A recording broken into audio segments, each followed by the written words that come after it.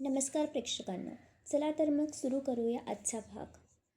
सगळे कोर्टात आलेले असतात. अर्जुन म्हणतो की मी लॉर्ड, मला पुन्हा एकदा साक्षीला काही प्रश्न विचारायची परमिशन हवी आहे.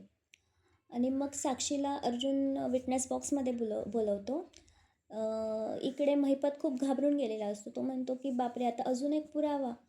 आता दामिनीबाईच्या दातखिळणे बसली म्हणजे मिळवलं, असं तो म्हणतो महिपत.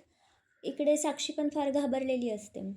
अर्जुन साक्षीला म्हणतो की माइंड ब्लोईंग, तुमचं फॅशन सेन्स आणि तुमचं कलर कॉम्बिनेशन वगैरे एकदम सोबर असतं.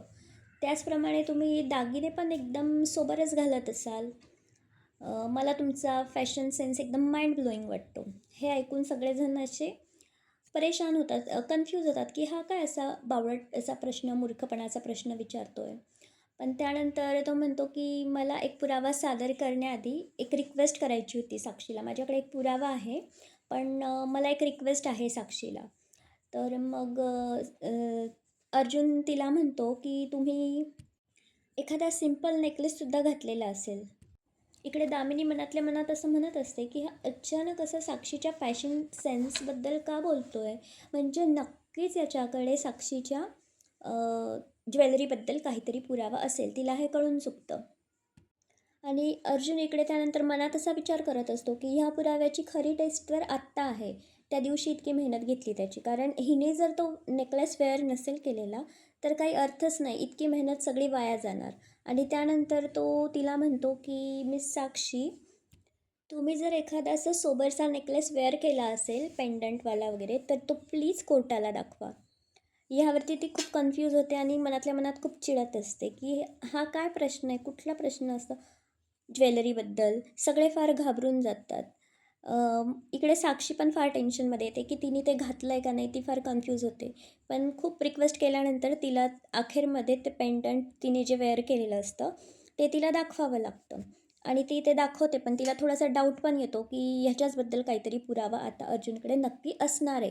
ती घाबरलेली असते, पण दाखवण्याशिवाय तिच्याकडे दुसरं काही ऑप्शनही नसतं. त्यानंतर अर्जुन साक्षीला म्हणतो की घाबरू नको, मी तुझं पेंडंट चोरी नाही करणार आहे. मला काहीच इंटरेस्ट नाही तुझ्या ज्वेलरीमध्ये आणि तुझ्या पेंडंटमध्ये. फक्त तू कोर्टामध्ये एकदा ते दाखव, रिक्वेस्ट आहे तुला अशी. मग ती असं हळूच काढून सगळ्यांना दाखवते. तो म्हणतो सगळ्यांना दिसेल असं दाखव सगळ्यांना. ती दाखवते. तो म्हणतो माइंड ब्लोईंग, फॅन्टॅस्टिक पेंडंट आहे तुझं, खूप छान आहे. पण हे अर्धवट तुटलेलं का दिसते असं, आय मीन त्याचा अर्धा तुकडा कुठे गेला, असं ती त्याला म्हणत असते. इकडे सगळे कन्फ्यूज असतात. आणि मग तो म्हणतो थांब, मी तुला सांगतो कुठे गेला. आणि तो हळूच एनवलपमधून तो तुकडा काढतो आणि तिच्या पेंडंटला तो मॅच करतो.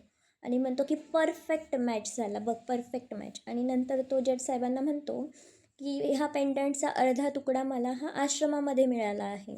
पोलिसांकडे हा पण एक पुरावा होता जो की त्यांनी मला आत्ता दिलेला आहे. आणि हा साक्षीचाच आहे, हा मला आश्रमात सापडला, असं तो सांगत असतो.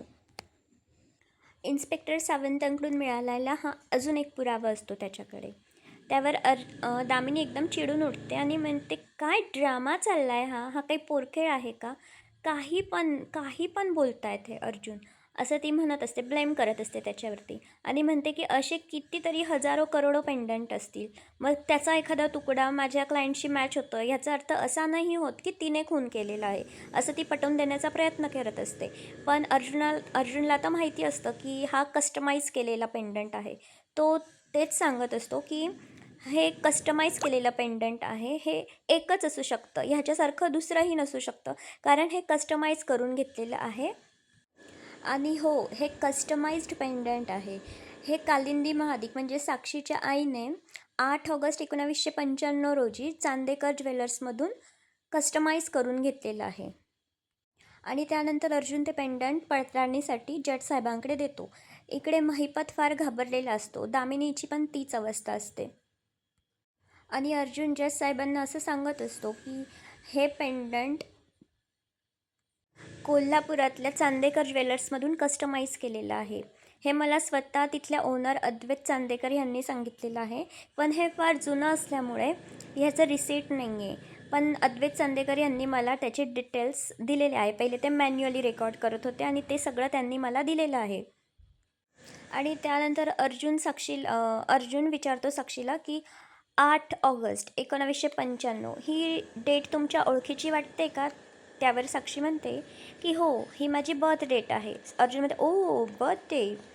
त्यानंतर परत तो तिला अजून एक क्रॉस क्वेश्चन विचारतो. तो म्हणतो की कालिंदी महादिक हे नाव तुमच्या ओळखीचं वाटतंय का? त्यावर साक्षी म्हणते हो, ते माझ्या आईचं नाव आहे. त्यानंतर अर्जुन जज साहेबांना म्हणतो की साक्षीची आई कालिंदी महादिक हिने ते पेंडंट साक्षीच्या जन्माच्या वेळी चांदेकर ज्वेलर्समधनं बनवून घेतलं होतं आणि त्याच पेंडंटचा तुकडा मला आश्रमाच्या आत सापडलेला आहे. मग हा नक्कीच योगायोग नसू शकतो. आणि त्यावर अर्जुन म्हणतो की ह्याचा अर्थ की साक्षी ही आश्रमामध्ये नक्कीच गेली होती. आणि दामिनीला म्हणतो की आज तुम्हाला माझा जोक विनोदी नाही वाटत आहे का? तुम्ही टाळ्या नाही वाजत आहे, हसायचा आवाज नाही येते. त्यावर दामिनी उठते आणि म्हणते की अर्जुन सुभेदार ह्या केसचा मेन मुद्दा विसरतायत.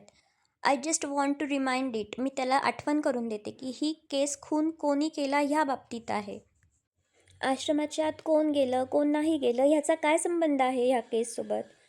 ठीक आहे, आपण थोड्या वेळसाठी असं पकडून चालू की साक्षी गेली होती कारण तिला ती आश्रमाची जमीन खरेदी करायची होती आणि तिने ते सांगितलं आहे. ती एक वेळा गेली होती आणि ती आतमध्ये गेली असेल, कदाचित ती आत्ता विसरली असेल. यावर अर्जुन फार चिडून असं म्हणतो की point to be noted milord. Advocate Damini Deshmukh स्वतः सांगतायत की त्यांचे क्लायंट कदाचित गेलेही असतील आश्रमामध्ये आणि 13 जानेवारीला त्या रिसॉर्टमध्ये होता. हे खोटं मी आधीच उघडं पाडलेलं आहे आणि त्या रात्री त्या रिसॉर्टमध्ये नव्हते आणि त्यांच्या फोनचं लोकेशन हे आश्रमाच्या फार जवळ होतं हे देखील मी सिद्ध केलं आहे. मग कशावरून साक्षी शिकरे त्या आश्रमाच्या आत गेल्या नसतील?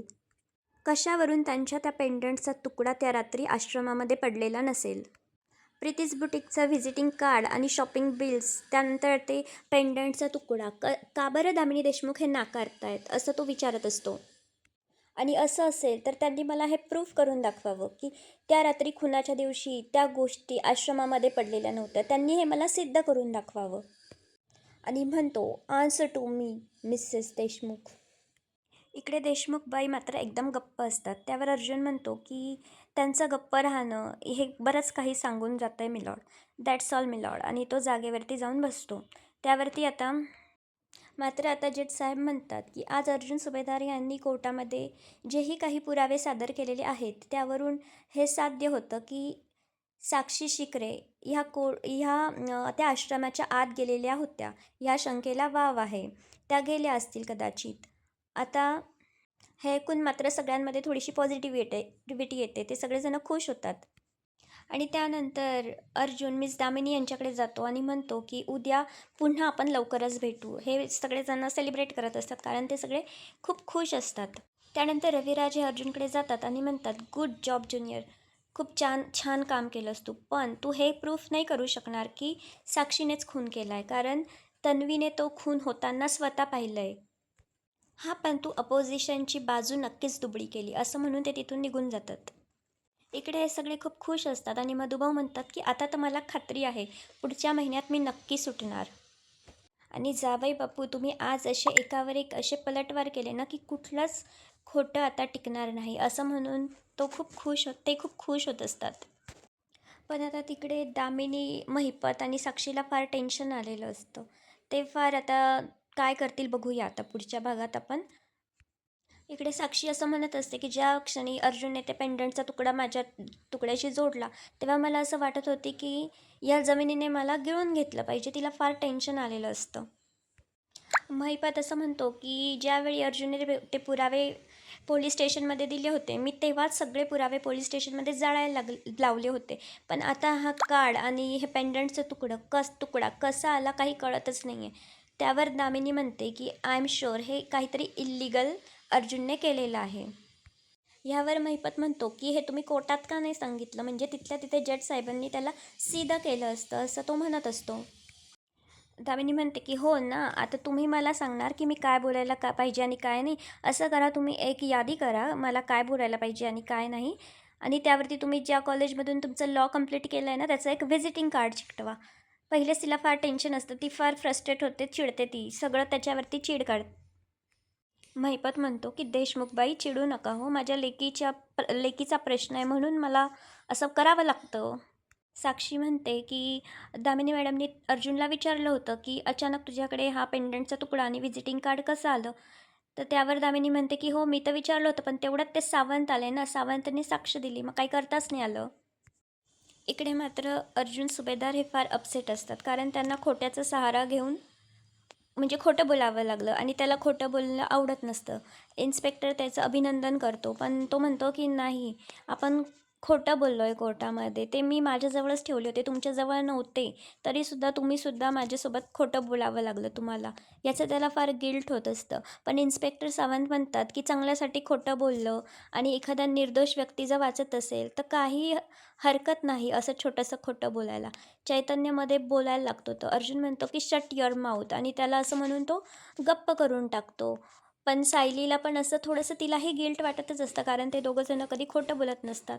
पण मग तेच एकमेकांना समजवतात की हो, म्हणजे खोटं बोलून जर काही चांगलं होणार असेल, निर्दोष व्यक्ती वाचत असेल, तर मग खोटं बोलायला काही हरकत नाही. आणि त्यावर चैतन्य म्हणतो आणि तरी देखील तुला असं वाटत असेल मी काही चुकीचं केलं आहे तर आय एम सॉरी, तो सॉरी म्हणून माफी मागतो. इकडे सायली म्हणते की आजचा दिवस तर आपल्याला सेलिब्रेट करायलाच हवा, असं म्हणून आजचा एपिसोड संपलेला आहे. आता उद्याच्या भागात आपण बघूया काय होतं आहे ते. दामिनीने काय गोंधळ घातला आहे अर्जुनचा कॉन्फिडन्स लो होण्यासाठी. पण जिथे अर्जुनला सायलीची साथ आहे आणि सत्याचीच जीत होणार आहे असं सगळ्यांना माहिती आहे, त्यांच्यामध्ये इतका कॉन्फिडन्स आहे, सगळे पुरावे आहे. तर बघूया आता उद्याच्या भागात काय होतं आहे ते. पुन्हा भेटू उद्या ह्याच वेळी. Thank you, bye bye.